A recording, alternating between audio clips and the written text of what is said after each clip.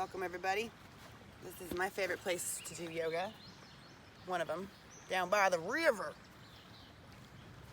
Today I want to talk to y'all about the pose Savasana, the final resting pose, or dead man's pose.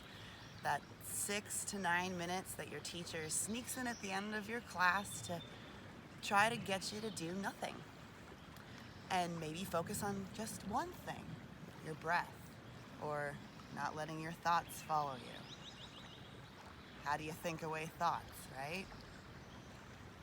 I will confess, personal experience, I resisted this pose when I first started yoga.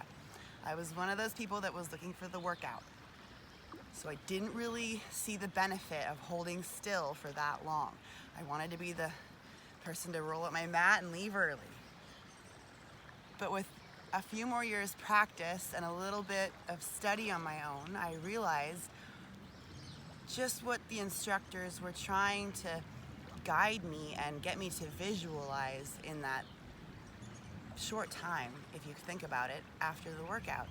And it was the only time in my day or my week that I really would remain awake, lying still, and attempt to do and think nothing. Put as little effort as possible into just being, using your muscles, and as little effort as possible into using your mind just to see what happens when you don't.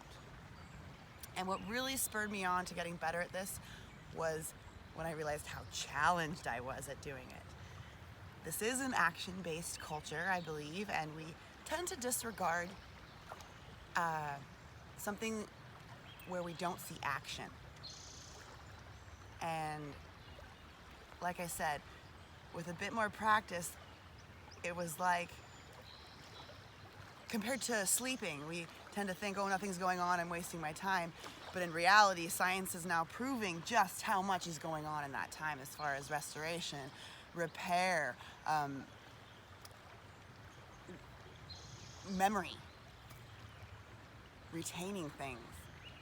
I believe that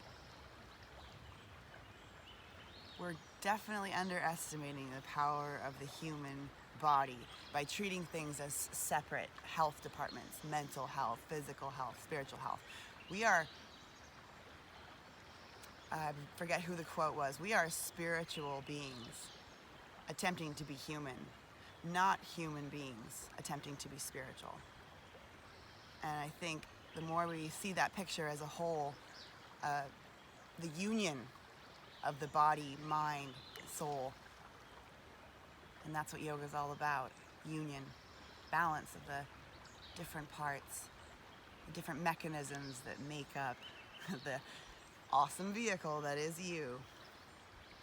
So give yourself some credit and take a little time out and try to really focus on what your yoga teacher says when they're guiding you through this tiny little bit of meditation, because that's what it is. Savasana is just a baby step of meditation, the beginnings of how you begin to calm your mind, still your body, and see where it takes you. Thanks for listening, folks. That's my rant for the day. Namaste.